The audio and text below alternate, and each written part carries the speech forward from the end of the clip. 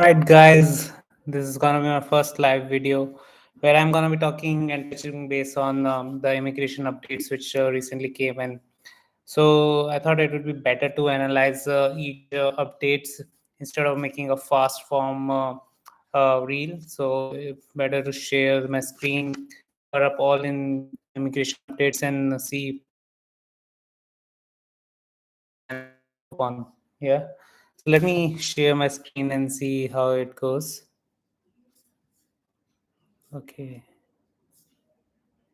I have not done this before, so I'm just gonna be doing it slowly. This is my first time doing a live stream, so trying to make the correct way of doing. Okay,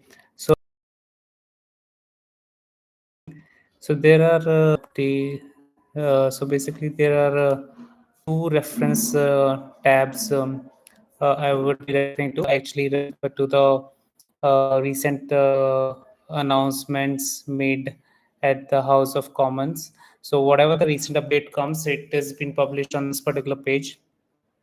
So we'd be going through each and everything here. And the second tab is where we are getting an update on the gov.uk website. So this is the final touch based the rules which are coming up.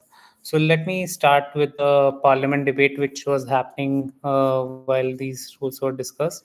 And then we will going through the few of the topics where we share the insights and discuss what other different changes are coming up.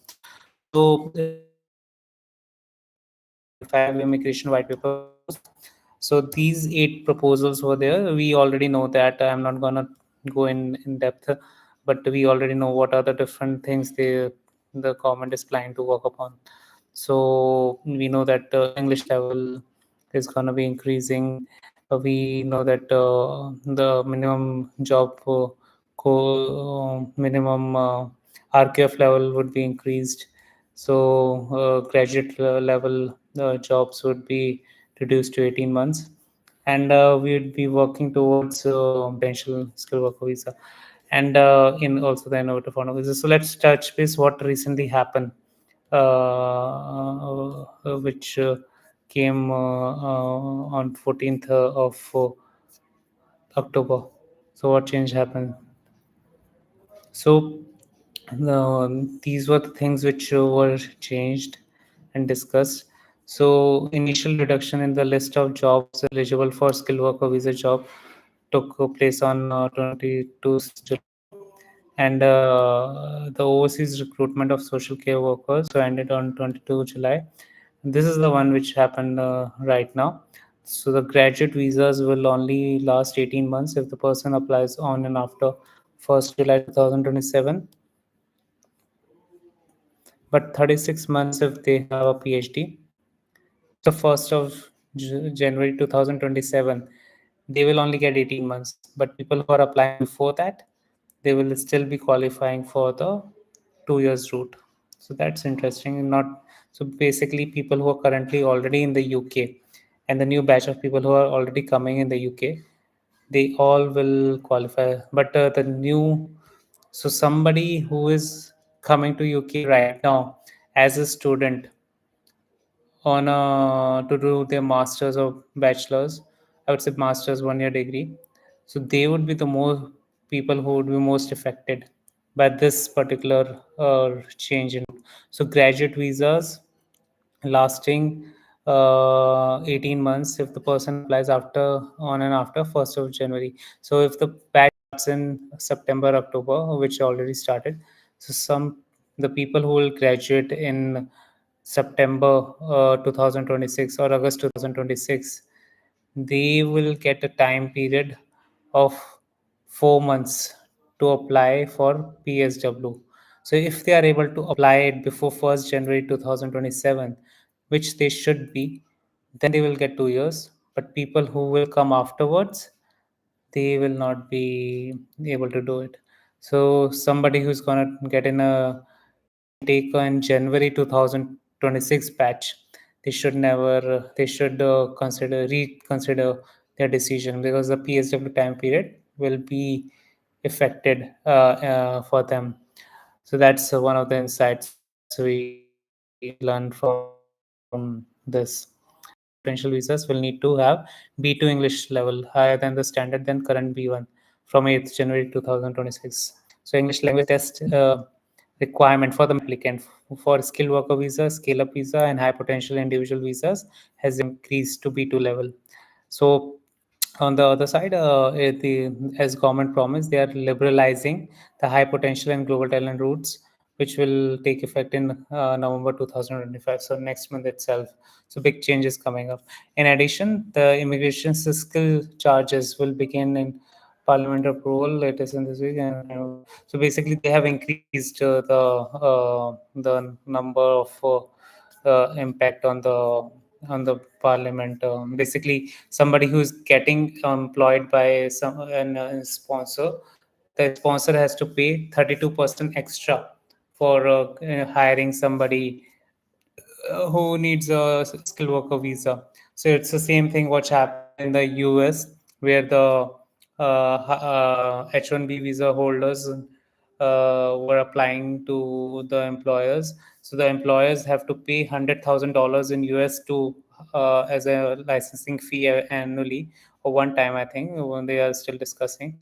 So that has increased there to stop hiring all the talent, international talent. Here is the same thing happening. They have increased the fees 32%.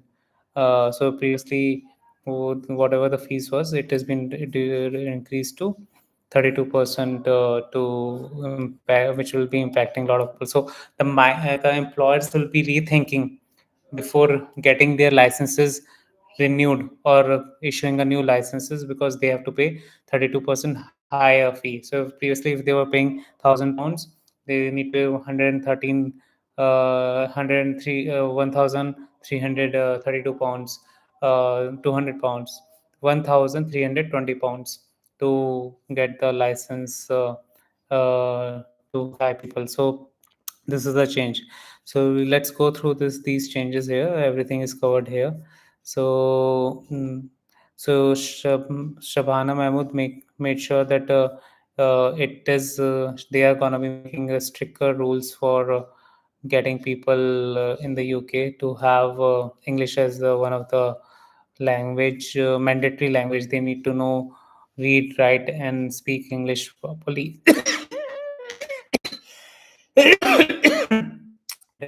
Level. Sorry about it.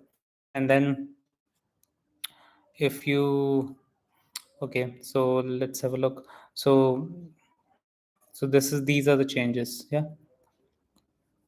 Uh, so the major form of the part of the common selection immigration white paper and plan of change to deliver priorities of the worker with a tighter control on who comes to this country while continuing to attract top to global talent. So they are trying to what they're trying to do here is they're trying to control their immigration for people who are already in the UK on skilled worker visa, post study graduate visa, post study work visa, and the student visa, to restrict the people who are already there, but they still want to keep UK open for the top global talent. So the statement is mixed, but you can think. So they don't want a moderate level blue collar jobs, international people to come, immigrants to come on a blue collar work roles or moderate level jobs. But they want people who are top talent in academia, research, science, and tech to come to the UK and make UK their home. So the second update is about the time for international student to find the graduate level job. Will be cut to 18 months from the current 2 years, which we already discussed. So it will happen from 1st January 2027. So even the current batch who is coming here, they will also graduate by September or August. So they will have 4 months to apply for post study visa, PSW. But somebody who will come in January intake, they should rethink about their decision, because this is gonna impact them. Then finance requirement for students will be increased for the 2025 to 2026 academic year. Meaning, somebody who's gonna now apply will have to show more financial evidence that they have money to sustain themselves. And this is the important one which we really want to highlight and work upon: the series of changes to position UK as a global leader to attract highly skilled talent, outlining the immigration white paper, aligned with the UK's industrial strategy, and are also being made. So they are increasing, expanding the high potential individual route for international graduates from top 100 international university with a cap of 8,000 applicants. Previously, it was 2,000, which they have doubled to 4,000. Now it's increased to 8,000. So that's interesting. So somebody who is coming from US or other university, there are certain ranking which is published every year. So they look at those rankings, the top 100 universities which are mentioned there. So people automatically become eligible from those universities. So we have to see which all universities are there in the top 100 university. I don't think so. Any Indian university comes there in top 100. Few years back, Indra Gandhi University, and one of the IITs over there. But I have to see. We have to see that again, which universities are there in top 100 international universities. Then this is a very interesting news. So the world's most talented entrepreneurs studying in the UK also be able to seamlessly establish innovative business ventures in the UK after concluding their studies while transitioning from a student visa to innovative founder visa. So students who are currently in the UK or gonna be coming in the future years, they will have the option to switch to innovative founder visa if they would like to go on an entrepreneurial route in the career. So that means uh, the students will have two options: either to go on a PSW route or innovative founder visa route. On PSW route, you can do whatever what you can do, but you will not be eligible for the settlement. You will not get an ILR after 2 years if you or 18 months you work. The time spent on PSW will not count towards ILR.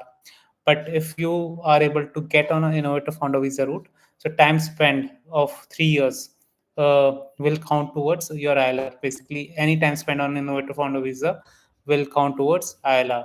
So if you are able to switch to innovative founder visa route after your studies, then you work on your business idea, and if you are able to grow that business in the next 3 years and able to meet 2 out of 5 conditions, then you will get ILR in 3 years. This is one of the fastest route you can go on if you are able to fulfill that requirement.